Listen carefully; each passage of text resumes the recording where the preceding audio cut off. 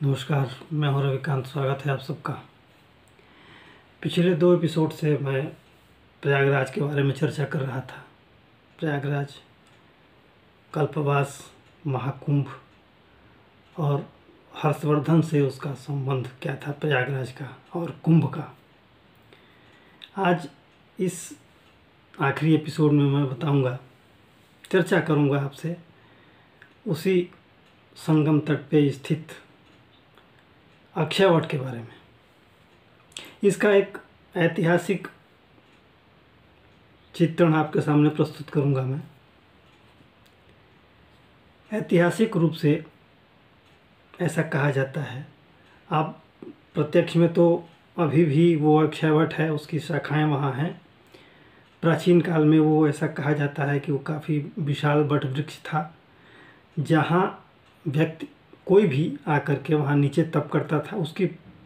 उसकी महिमा इतनी ज़्यादा थी कि वहाँ तप करने के बाद व्यक्ति के जो पाप कर्म होते थे वो खत्म होने लगते थे, और एक एक पल, एक एक समय, एक एक पल वो पुण्य में बदलता जाता था और पाप कर्मों का क्षय हो जाता था और व्यक्ति मोक्ष को प्राप्त करता था। इसी उद्देश्य से वहाँ अनेक शासक अपने वृद्धावस्था में वहाँ आते थे, तप करते थे और अपना प्राणोत्सर्ग करते थे।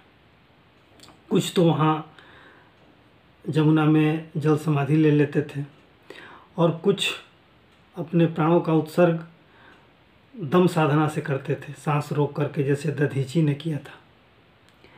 कुछ लोग ऐसे भी वहाँ इकट्ठे होते थे जो उस पेड़ की शाखाओं पर चढ़ करके और यमुना में छलांग लगा देते थे और इस तरह से जल समाधि ले लेते थे। अलग अलग विधान था, लेकिन मुख्य विधान था उसके नीचे आकर के तप करना, तप करते हुए अपने प्राणों का उत्सर्ग करना। और ये कई शासकों ने किया है ऐसा। चंदेल शासकों में एक राजा धंग हुए हैं। खजुराहो की चर्चा जब भी होगी तो चंदेल शासकों की चर्चा होगी। चंदेल शासकों का ही बनवाया हुआ है खजुराहो के तमाम मंदिर। उन्हीं में से एक शासक था धंग।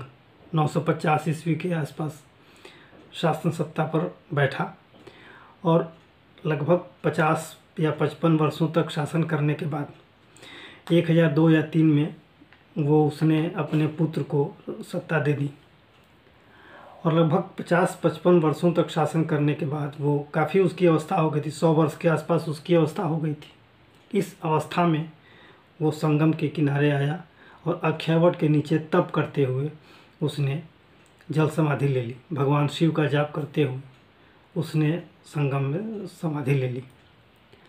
और ऐसे कई शासकों का उल्लेख है इतिहास में, जब बहुत से कुछ शासक व्याधिग्रस्त होते थे, रोगग्रस्त होते थे, असाध्य रोगों से पीड़ित होने के कारण वो अपने आप को यहाँ आकर के समर्पित कर देते थे और इस अक्षयवट के नीचे तप करते हुए और प्राणों का उत्सर्ग कर देते थे। तो ये अलग अलग तरीके थे, बहुत से ऐसे शासक हैं। अब एक एक की चर्चा करना संभव नहीं है।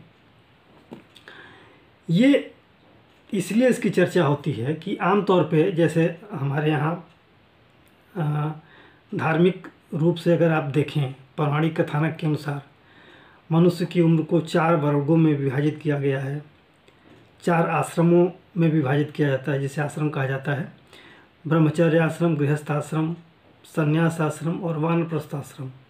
25 वर्षों तक ब्रह्मचर्य, 25 से 50 वर्षों तक गृहस्थ और 50 से 75 वर्षों तक संन्यास, और 75 वर्ष से ऊपर अगर आप जीवित हो गए तो वानप्रस्थ की अवस्था आती है। तो ऐसा प्राचीन काल में इसे माना जाता था। लोग इस विधान को, इस व्यवस्था को मानते थे। आज के समय में तो ये संभव नहीं है, लेकिन फिर भी यथोचित रूप से लोग अपने सीमित दायरे में इस जो लोग धार्मिक महत्व को समझते हैं, धार्मिक विचारधारा के लोग हैं, वो ऐसा मानते हैं। आज इस आपाधापी भरी दुनिया में आजकल ऐसा है कि शादी विवाह काफ़ी लेट हो रहा है। तो उस हिसाब से बच्चों की जिम्मेदारियां निभाने में भी काफ़ी विलम्ब हो रहा है। लेकिन 60-65 की एक अवस्था बनी हुई है कि जो 60-65 की अवस्था में लोग अपनी नौकरी या सेवाओं से रिटायर हो जाते हैं और सब कुछ पुत्रों को सौंप देते हैं। बच्चों को सौंपने के बाद वो एक तरह से निवृत्त हो जाते हैं, शादी ब्याह बच्चों का कर लेते हैं, निवृत्त हो जाते हैं और अपने आप को भगवत भजन में लगाते हैं। तो ये परंपरा आज भी है, लेकिन संक्षिप्त रूप से है। ये पहले अक्षरशः थी, लोग इसका पालन करते थे। अब महाराज धंग ने 100 साल की अवस्था होने के बाद भी संगम के किनारे बहुत लंबे समय तक रहे, तप किया और अंततः जल समाधि ले ली। तो इस अक्षयवट की महिमा यही रही है कि यहाँ साधना करने से व्यक्ति के पाप कर्म नष्ट हो जाते हैं और एक एक पल पुण्य कर्म में बदलने लगता है और अंततः व्यक्ति मोक्ष को प्राप्त करता है यहाँ प्राणोत्सर्ग करने के बाद। तो ये संगम और इस क्षेत्र की महिमा है। यही वजह है कि इसे तीर्थराज कहा गया है, इस प्रयागराज को, और ये तीर्थों का राजा है, क्योंकि यही एक स्थान है जहाँ तप करते हुए अगर प्राणोत्सर्ग होता है तो सीधे मोक्ष की प्राप्ति होती है। ऐसा कहा जाता है कि माघ के महीने में यहाँ देवता भी वास करते हैं, तभी तो इस कल्पवास का इतना विशाल आयोजन होता है, कुंभ का विशाल आयोजन होता है। कुंभ के आयोजन की एक कथा भी है समुद्र मंथन वाली, क्योंकि यहाँ अमृत की कुछ बूंदें गिरी थी, यहीं नहीं 4 जगहों पे गिरी थी, हरिद्वार, प्रयागराज, उज्जैन और नासिक, यहाँ कुंभ लगता है।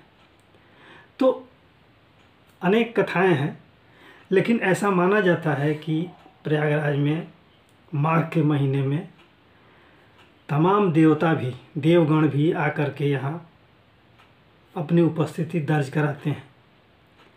इसीलिए इस प्रयागराज की महिमा और भी ज़्यादा बड़ी है।